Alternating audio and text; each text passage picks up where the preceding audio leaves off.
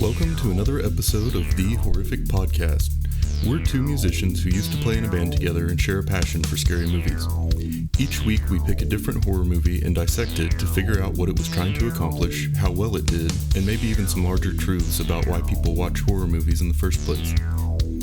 If you haven't seen the movie we're talking about, then don't worry. The first half of the episode will be pretty high level and spoiler free, and then we'll play a warning before we start talking about any major plot twists in the ending. Thanks for listening, and we hope you enjoy the episode. So, I have a confession to make. Yeah. I had never seen a Chucky movie all the way through. Oh, really? Yeah. I'd seen parts on, TV before when I was a kid, but I've never, actually sat down and watched a whole movie. Have you? Yeah. Yeah, these were movies that I was showing my nephews. Because, why not? Yeah. So you watched them as a kid and stuff? Yeah, for sure. Mm-hmm. So I didn't, and I know that this is a very beloved character, and I was a little nervous coming into it just because, as a 33-year-old in 2019, especially after just watching The Purge and Conjuring 2, which were the more high-budget kind of modern horror movies, I was worried that this movie was just going to be complete ridiculous nonsense. And but to be completely honest, I really enjoyed it a lot more than I expected to. Yeah, I agree. I think it's now, out of all the Chucky Child's Play movies, mm-hmm. They start to get pretty crazy as far as it's almost like what they did with Nightmare on Elm Street, where he just becomes a real big smartass, and mm-hmm. It's almost like comedies in a way. This one, I felt like they were actually trying, so. Yeah, it's not just a cash grab sequel. Mm-hmm. Yeah. Well, cool. Let me introduce it, and then we'll get going. Cool. In 1988, the slasher horror movie Child's Play made audiences across the country think twice about buying dolls for their children. When a police chase culminates in a ruthless criminal dying in a toy store in Chicago, his soul is transferred into a red-headed, blue-eyed doll that enables him to seek revenge on those involved with his death. Child's Play was produced by United Artists and distributed by MGM. It was made on a budget of $9 million and brought in over $44 million at the box office. It can currently be streamed for free if you have Amazon Prime. Perfect. Or the Stars app. Oh, really? I only know that because when I searched for it on my Apple TV, it kept on automatically opening up a Stars app, and we don't have... Yeah. But anyway. Well, cool. Did you find anything interesting about this one? I did. Found a few things. So, this movie is obviously called Child's Play. But it was going to be named Batteries Not Included. Which sounds like some bad band, band name. Yeah, an opening band on the Warped Tour. Yeah. Well, I was gonna say, but it was eventually changed to Blood Buddy after Steven Spielberg made a movie with the same title, and then they changed it to Child's Play. Nice. Yeah. So that was kind of interesting. That would have made a little bit more sense. Okay, so Batteries Not Included would have been kind of an amazing title for this movie because it would be a huge spoiler. Yeah, so that's the thing. One of the things I read was which I think it's on this next one. So technically, when the movie was first written, they were trying to make it seem like Andy could have been the reason why everything was going on. Oh, okay. And so I think they initially changed it because of that, and then they kind of rewrote the story a couple times. And let's see, so Andy was going. Yeah, so technically, the first time draft, Andy was going to do a blood pact with the doll, and the doll would then attack people who Andy felt had wronged him. So, his babysitter. That would be his babysitter, his school teacher. You're right. Just the most single mother. Yeah, he knows 4 people. Yeah. He was originally not, supposed to be. Chucky was originally not who he was supposed to be. So Chucky was originally going to have a pretty crazy feature back when the film was going on. back when they had technically had the title Blood Buddy. The doll was going to have latex skin and bleed when cut. It would require the kids to get bandages for their doll friends, which, yeah, so like buddy bandages, kind of like the buddy tools. Yeah. So that was another thing. Like, I don't know. It sounds like, from what I was reading, that this movie, what they ended up with is something totally different than, yeah, what they got. But anyway, so also another fact is there was no CGI used in this movie. Yeah, wasn't that great? Yeah, it was fantastic. Chucky was done with animatronics and real people. There's actually a scene that was done with Alex Vincent, he played Andy, where his little sister dressed up like Chucky. Oh. And yeah, so it just kind of goes out, but it was actually really, really nice to not have that, because I like the like the Terminator 2 kind of thing. Anyway, yeah, like Teenage Mutant Ninja Turtle, like the live action movies. Yeah, and it's such a prevalent thing now. Yeah. Especially in horror movies, that being able to go back and see one that doesn't use it, and it's all like practical effects, and them figuring out ways to do that with real stuff, is just kind of refreshing to me. Right. So another thing, Chucky's full name. Yeah, if you haven't seen it, it came out 30 years ago, 31 years ago. Chucky's full name was Charles Lee Ray, which is kind of a mix between 3 serial killers: Charles Manson, Lee Harvey Oswald, and James Earl Ray, who assassinated Martin Luther King. Okay, so technically the film was so there's a lot of facts about this, just for the record. It's Child's Play. It came out 30 years ago. Yeah, and it's super popular, and it has a bunch of sequels and a big universe around it. So the film was released November 9th, 1988, which is the same date as the opening scene, where Charles gets in trouble, where the killer gets in trouble with the police. The last one, no, I'm gonna leave it at that. That's it. All right. Yeah. So, kind of little facts about it. I mean, obviously, like, there's the facts of, like, this is the first of like a billion movies that came out, and but what can you do? Yeah, it's interesting how close the movie was to being something completely different. And it's weird to think about that, because it's been like an iconic, popular thing for like 30 years. But the vision for making it changed so much. Like, it's just kind of weird to me. Yeah, it makes you wonder, like, would this movie still have been iconic, with those ideas? I mean, it sounds pretty original. I'm surprised someone hasn't already taken some of them and used it for their own. But yeah. Well, so we usually start off talking about what the people who made the movie were trying to do and how well they did it. And I felt like this movie was a hard one to pull off. Because just the premise. Yeah. And this movie came out in 1988, and by that time, Halloween, Friday the 13th, and Nightmare on Elm Street had already come out and were in like sequel mode. And a lot of knockoffs were already out there of just the slasher genre. So this movie, I think, wanted to make a slasher, but to do it with like a new twist and do something creative with it, which I feel like it did. And I was talking about this in the beginning, but the movie had a really ambitious premise, and I think it would have been really easy to fall short and just make it awful. Like, I think that it would have been very easy to take this premise and make a completely terrible, like, laughably bad movie. And the fact that it wasn't that is just kind of amazing to me. Like, I went into it almost expecting, almost like dreading that being the case, because a lot of movies that we've gone back and watched have not aged well at all.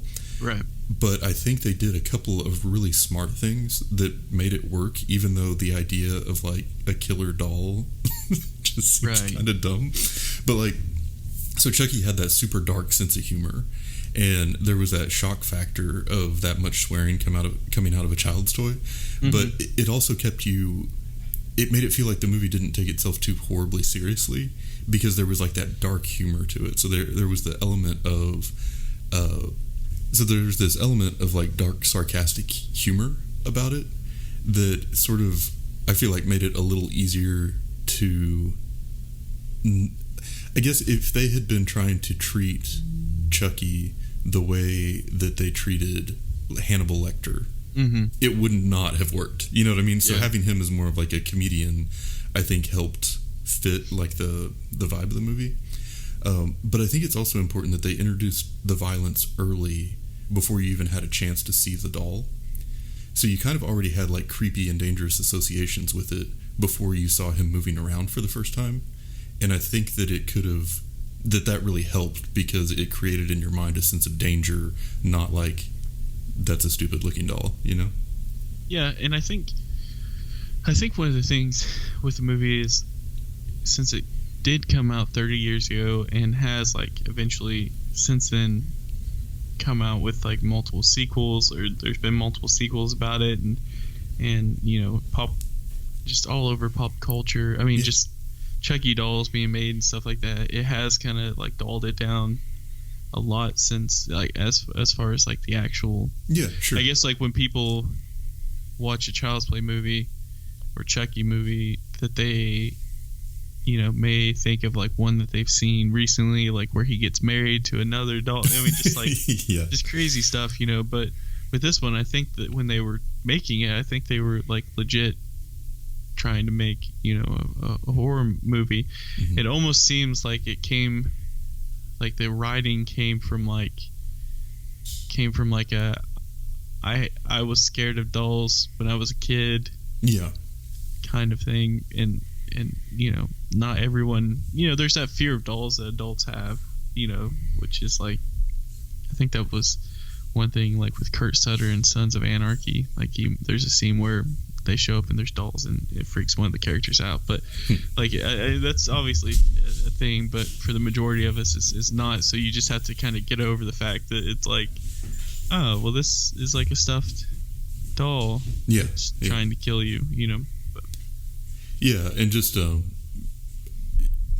I think it was important that they showed him do something dangerous early on in the movie, because then you never have a question about if he's dangerous or not. So but you know, aside from that, and aside from just like it being a slasher and the premise of this like small human-like thing that's evil being there, I feel like there were a lot of other villains in this movie.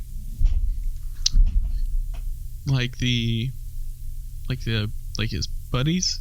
No, villains, things that made the movie scary or were evil. So, like materialism pushed on latchkey children by toy companies through cartoon shows, or that is pretty terrifying. Urban decay, or single parenthood with no support system, unchecked police violence, and the lack of security on children's psychological facilities. I found all of those things horrifying. I could see you watching the movie, and like when you realize it's a single mother with no support, you scream. It's like you're like legit scared. And Sarah's like, "What's wrong? Like what happened? What I miss?" You're like, single mothers should have support. She's like, "I would never leave you in that situation." Yeah. And I'm like, "Thanks. I needed you to tell me that." Yeah. That's what keeps Daniel up at night. Yeah. And now I'm worried, like, because sometimes we let Herschel watch TV. Yeah. And now it's like, what are they advertising to him? What's he going to get? Yeah. Exactly. I know it. So. Anyway, as far as how it was made, it was kind of like a dark and gritty 80s Chicago movie. And I felt like that opening police chase could have been the opening for like 100 different movies and TV shows that came out in the same time period. Oh, absolutely. Yeah. Which I kind of like. I know, that was what I was going to say. I mean, that's the thing. I kind of like going back and watching like the RoboCop, like just the movies that are just like, you know, kind of crazy, like the Death Wish kind of movies. And it's like, just because it's like, oh, I mean, yeah, we have crazy movies that come out every day, but for some reason those were on point. Yeah. Yeah, and in general, I thought the acting was passable. Like, I was thinking a lot during the movie about how hard it would have been for Catherine Hicks, who played the mom, to act convincingly when the other actor on stage is just a doll. Right. Like, there's some really dramatic scenes where it's just her sitting there across the room from an actual doll, and she's like yelling at it. Yeah. And, you know, because in thinking about it, like, if you were there, like the cameraman or the director, and you're like, all right, Catherine, I really need you to get into this scene. Look deep into that doll's eyes. Yeah. But I thought she did good. I thought it worked. The mom's friend, though, at the beginning sounded like the girl version of Andy Bernard's character in Threat Level Midnight. She had that same, like, fake accent. It was awesome. I could see that. That's fun.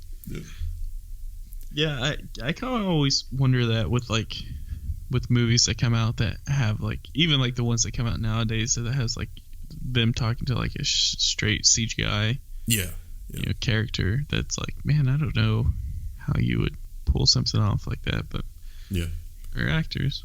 Yeah, it reminds me of The Mist, where those bugs are in there, and he's like trying to hit it, and is clearly like swinging at the wrong part of the screen. Yeah, but, that's one argument for practical effects, I guess. But and then I didn't really notice like the music or sound much. I felt like they just kind of stayed out of the way, and they were fine. But again, I did really enjoy the visual effects. I thought that the fact that it wasn't CG was awesome and made the movie a lot better. And there's that remake of Child's Play that's coming out later this year, and I'm really worried it's going to be all bad CG, which is going to make it awful. Yeah, I am. Yeah, just from like the poster alone. Yeah, it's just like the new Chucky, the way that the new doll looks. It's just like that's. Who knows, though? I mean, it might... Yeah, and I guess the one counter-argument is I really did like the new It, and I know that they did a lot of CG with Pennywise in that, but it wasn't to the point that it ruined it for me, so I don't know. We'll see how it goes. Yeah. But yeah, did you have anything else you want to talk about before we got into the spoilery part of the show? No, I don't think so. Well, then let's do it. Warning, warning, warning. Spoilers, spoilers, spoilers. This is your warning. Warning, warning, warning. Spoilers, spoilers, spoilers. This is your warning. If it's not obvious enough, warning, spoilers. So, what did you love or hate about this movie? So, I personally love the nostalgia of the movie. So, I remember watching this, I can't tell you specifically, but I've watched it in the past a couple times. But when you watch a movie, it's just something about watching a movie that's done in the 80s and 90s, because those were like the movies that were on cable when on like repeat. We were growing up. That it's just like a comfort feeling. So that's not necessarily specifically about the movie, but Anyway, so that was one thing I just kind of enjoyed. It's nice to watch those movies every once in a while. Yeah. Now, I think one thing that I enjoyed was there were like a couple scenes that came out, which I'll get into next little segment. But I actually thought that Andy. There's one scene specifically where like he's crying. And it looks so real, like it's real realistic. So like as far as like the acting goes, it's like you were kind of saying, it's kind of tough because of who they're acting with. But there's a scene where like Andy's crying and like you just feel bad for the kid because it's like that looks like a real cry. So like I gotta give it out to Andy. He was a creepy little kid. Yeah. I guess that's one thing. The other thing is I appreciate the original idea of a movie like this. Yeah, for sure. So I liked the fact that they were at least trying. Whereas Friday the 13th and Halloween, relatively similar. Just things like that. Yeah, and I feel like that was actually my love as well. Was just that it felt like they were trying to do something different and fresh, and I felt kind of the same way when we watched Nightmare on Elm Street.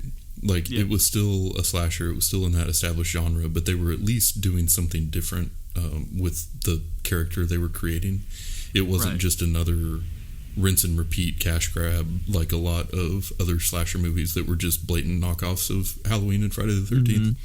So I did like that piece of it. And like I mentioned before, it really was, in my opinion, an ambitious movie to make, because it could have gone so wrong, but it turned out pretty well.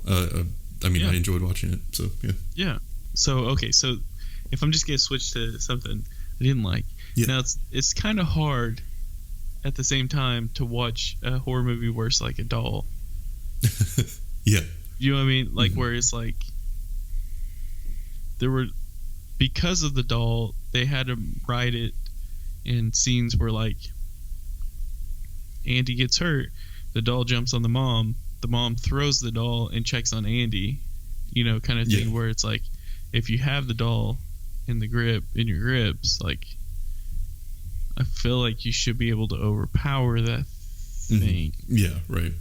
It's stuffing after all. But at the same time, I'm arguing against a doll that was possessed by a killer, you know, so it's Yeah.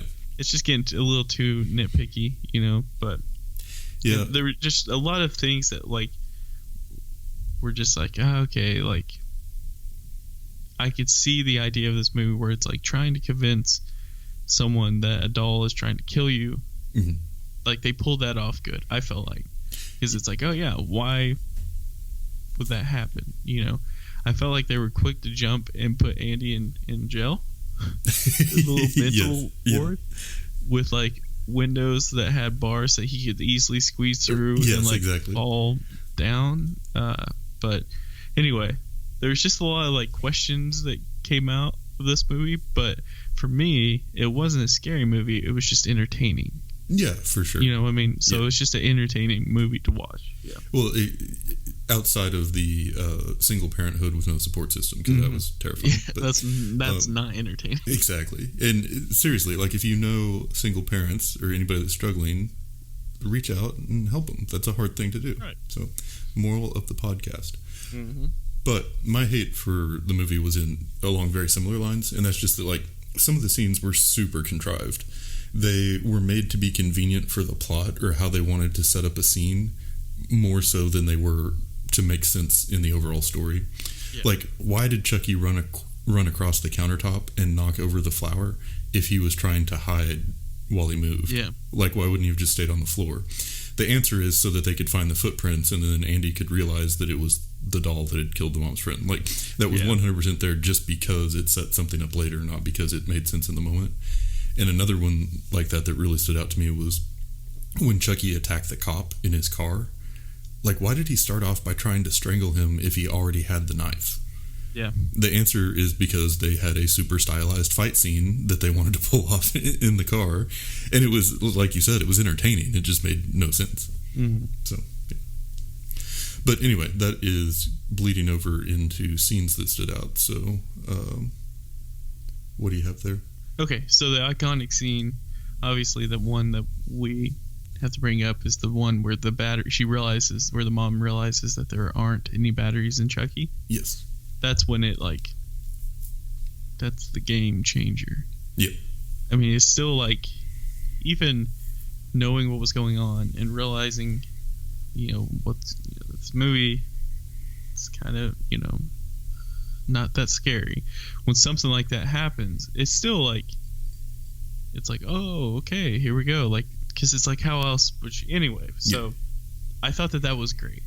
I like the fact that she opened the box and realized that there weren't any batteries in it, and it was working. Mm-hmm. And I thought that was pretty cool. And then the other scene is just when Andy is in, I don't know, whatever it was, the jail thing that he was in, where he was locked into the room. Yeah. And he sees Chucky basically coming for him, and he's trying to convince him, like, not the whole scene of like him escaping and all that, but just like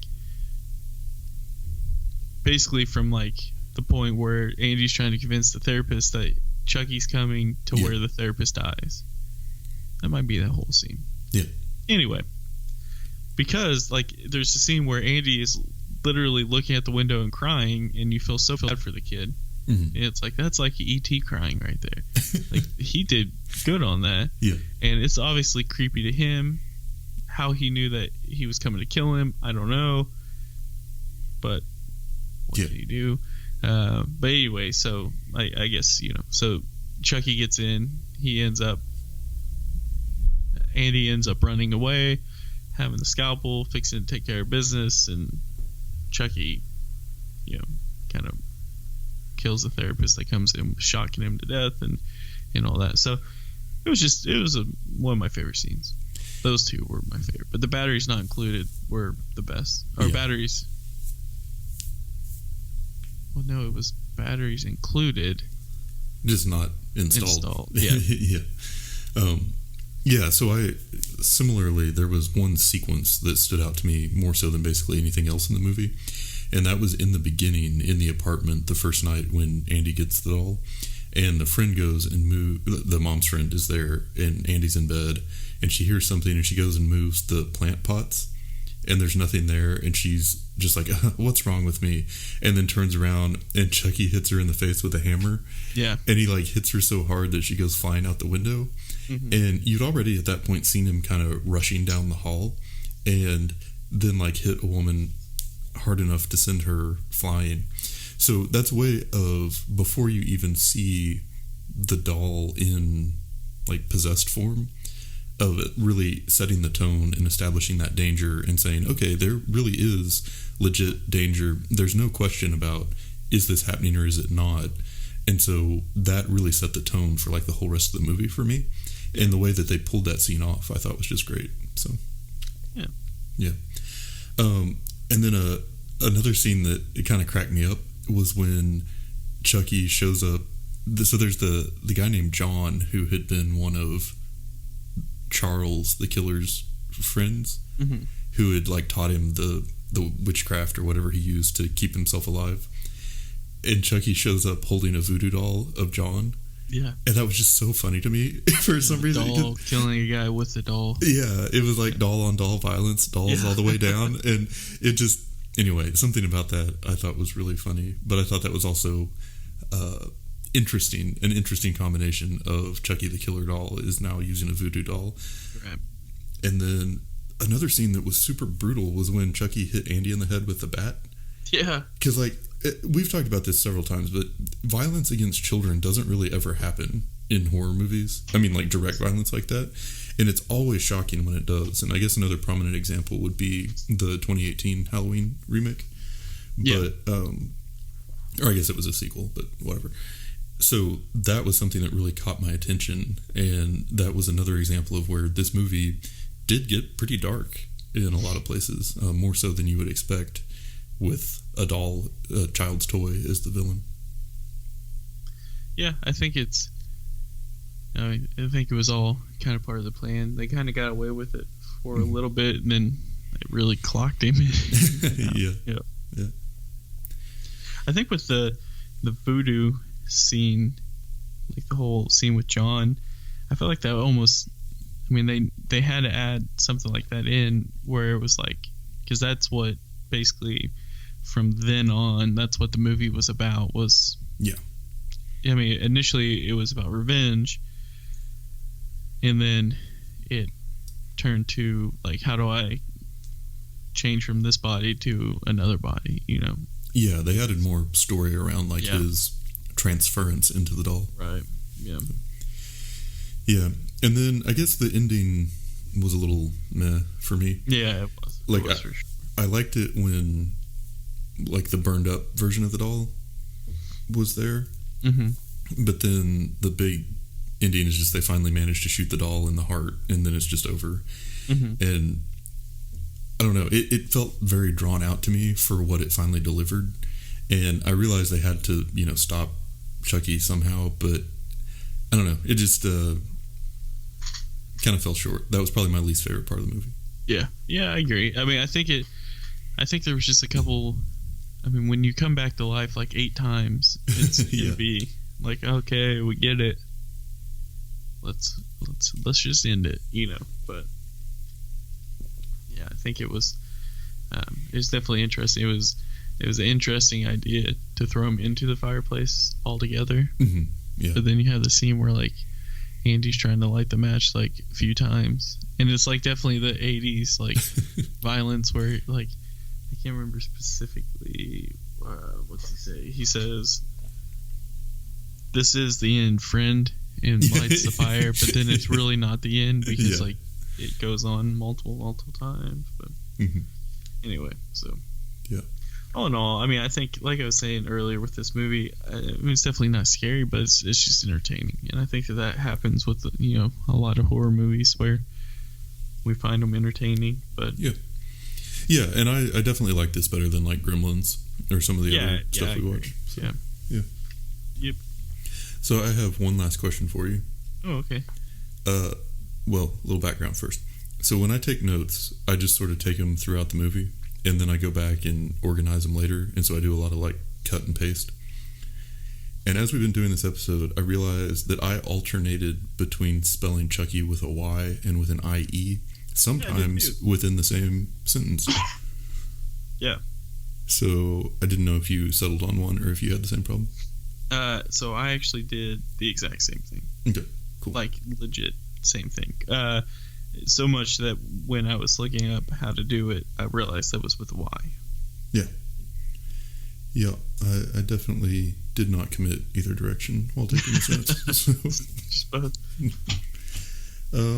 Yeah, well, then I think we're done. This was a pleasant movie watching experience, and I enjoyed it. And interested to see how how the remake, because it's a remake. Yeah. I'm interested to see how that goes. I'm not it's optimistic. Not no. It's but we'll see. You never know. Oh, also, I was trying to think of other doll horror movies, and Annabelle, the two Annabelle movies, obviously fall into that. But have you seen any others? Yeah, there was one other where it was like a ventriloquist doll that was like doing something that was like, oh, this is obviously kind of a play on that. But then what I was thinking of the most was the Twilight Zone episode where the guy has a ventriloquist doll that's kind of like calling the shots kind of thing. But yeah, I assumed that was influenced on this. But anyway, I don't know much other though. Well, the thing that got me is I was thinking about it was like, scary dolls are dumb. And I was like, but this movie was kind of good. And Annabelle was kind of good too. And I'm like, are doll horror movies something I like? Yeah. So maybe, I'm sure there are lots of terrible ones out there. So anybody listening to this, email us at thehorrificpod@gmail.com and tell us about terrible doll horror movies. Because I kind of want to watch some. Yeah. Let's see. I just found a top 10 list that I'll send you. Perfect. All right. Over and out. And that's it for today's episode. If you've listened this far, then thank you, and we hope you've enjoyed it. We're always looking for new ideas, so if you have any questions, comments, or movie suggestions, please send us an email at thehorrificpod@gmail.com, or feel free to comment on or message our Facebook page. Just search for The Horrific Podcast. Thanks for listening.